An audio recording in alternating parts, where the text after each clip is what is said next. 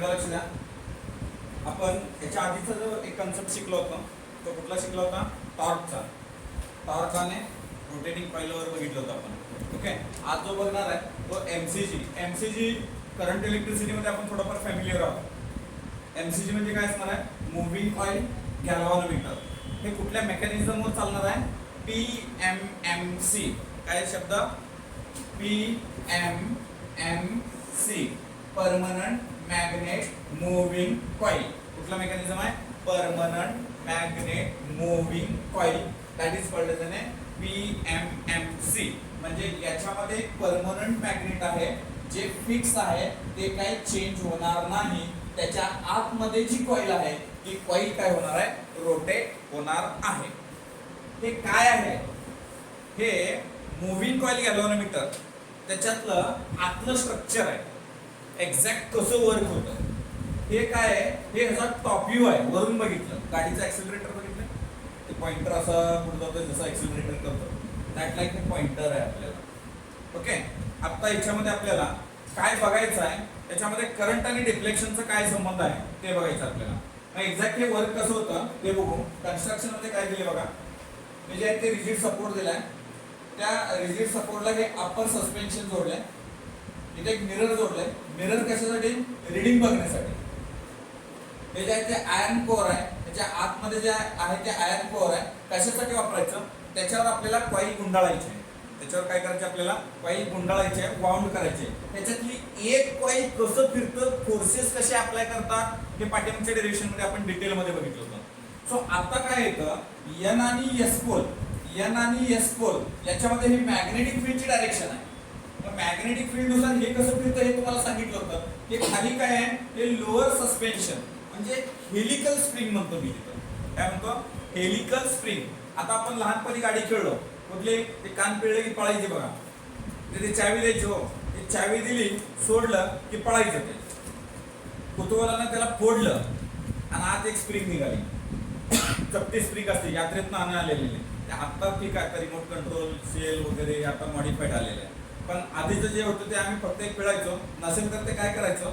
जमिनीवर एक 3-4 घासायचं, वाईंग वाईंग वाईंग व्हायचं आणि मग सोडून द्यायचं. ते जेव्हा घासतं म्हणजे काय? ती स्प्रिंग काय होते? गुंडाळते. तिथं तेच काहीतरी मेकॅनिझम आहे. हे खालची जी स्प्रिंग आहे ही कुठेतरी गुंडाळणार आहे. मग आता हे एक्झॅक्ट, आता इथे एन आणि एस पोलचे हे मॅग्नेटिक फील्ड आहे, हे लोअर सस्पेन्शन आहे, हे फॉर्मर आहे. आता मूव्हिंग कॉइल ह्याच्यावर ही जी कॉइल आहे ती गुंडाळली. इथं काय आहे सर? इथं तुम्ही हे गोल दाखवलंय. हे जे मॅग्नेट आहे ना, हे हॉर्सशो मॅग्नेट आहे. कसलं? घोड्याची जी टाच आहे तिच्या शेपचं हे मॅग्नेट आहे. आणि हे असंच का? तर हे याला गोल फिरवण्यासाठी ना मदत करतं. त्याला आपण रॅडियल मॅग्नेटिक फील्ड असं म्हणतो. काय म्हणतो त्याला? रॅडियल मॅग्नेटिक फील्ड असं म्हणतोय. आता ते आणि हे जे टॉप व्ह्यू, परत एकदा, हा वरचा भाग याला असं जोडलंय पॉइंटर. मग जसं जसं कॉइल फिरेल ना हे असं पॉइंटर फिरेल. म्हणजे हे आपल्याला वरचा भाग आहे हे पॉइंटर फिरण्यासाठी. मग याचा खालचा भाग हा आहे, ज्याला वरून बघितलंय ते असं दिसतंय. ओके, मग सर हे एक्झॅक्ट वर्क कसं होतं, काम कसं करतं?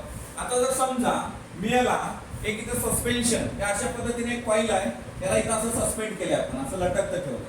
इथं स्ट्रॉंग मॅग्नेटिक फील्ड आहे. हे स्ट्रॉंग मॅग्नेटिक फील्ड या साईडला फोर्स अप्लाय करतं, असं रोटेट व्हायला चालू होतं. ज्यावेळेस हे रोटेट होतं, आपण करंट काढून घेतला, करंट स्टॉप केला.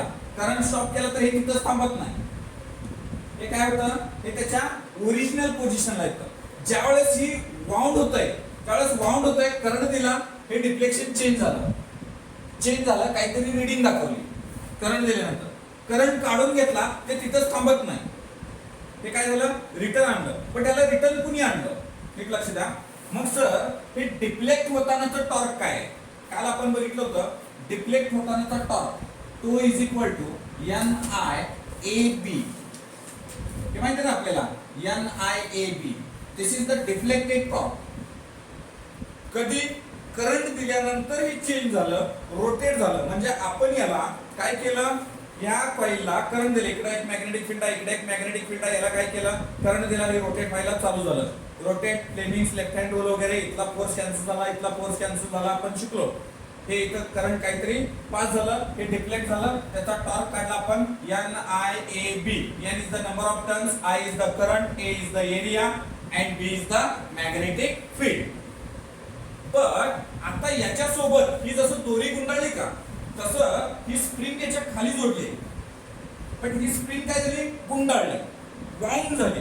मग ही स्प्रिंग वाउंड झाल्यानंतर मला सांगा, हे इथून चालू झालं होतं 0 पासून, हे इथं आलं, पण हे वाटेत कुठे थांबणार आहे का? हे कुठे येतं, जेवढं डिफ्लेक्ट झालंय तेवढं ते रिटर्न गेलं, जेवढ्या स्पीड मध्ये गेलं तेवढं त्याच ह्याच्यामध्ये हे रिटर्न आलं. म्हणजे जिथून 0 पासून चालू झालं ते रिटर्न कुठं आलं, 0 पर्यंत.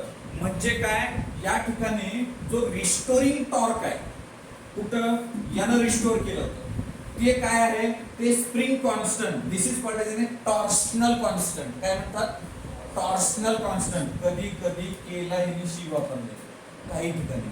ओके. आणि इथं जे आहे डिफ्लेक्ट कुणी केलं, फायनं डिफ्लेक्ट केलं.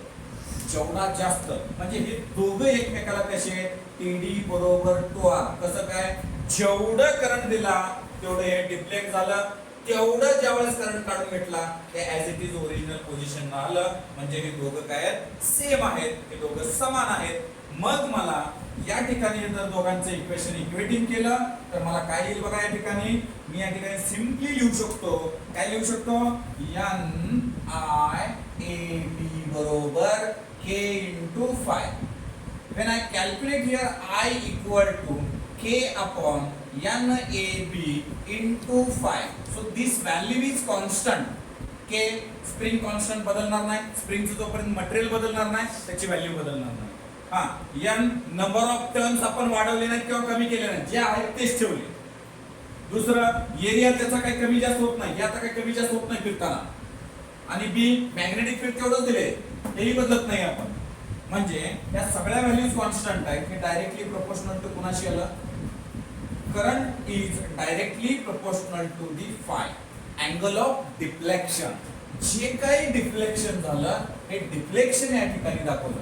म्हणून क्वेश्चन मध्ये जे काही डिग्री मध्ये व्हॅल्यू दिलेली आहे ती डायरेक्ट इथं पुटअप करायची.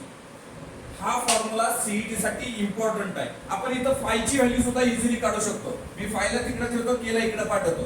इथं बघा मी या ठिकाणी ठेवलं फाय बरोबर बघा इथं NAB upon K into I लिहितो. इथं पण तेच आहे. जेवढा अँगल, हा अँगल डिपेंड आपण कोणावर असणार आहे, करंटवर. हे मधल्या सगळ्या क्वांटिटीज काय आहेत, कॉन्स्टंट आहेत त्या value. The current is directly proportional to the angle of deflection of this pointer. So this is called as an MCG or moving coil galvanometer. This is used for first to measure the current less than 1 milliampere. किती काय मोजतं, current मोजतं. किती, लेस than 1 milliampere. एखाद्या circuit मध्ये current pass होतो की नाही हे कुणामुळे check करणार आहे आपण, MCG मुळे. म्हणजे to check the presence of current in this circuit. Do you understand, तुम्हाला लक्षात आलंय का बघा. ओके, हे MCG चा आपण इंटरनल स्ट्रक्चर बघितलं. हा याचा फॉर्म्युला महत्वाचा आहे. थेरॉटिकल साठी कन्स्ट्रक्शन आणि वर्किंग विचारला जात आहे 3 मार्क.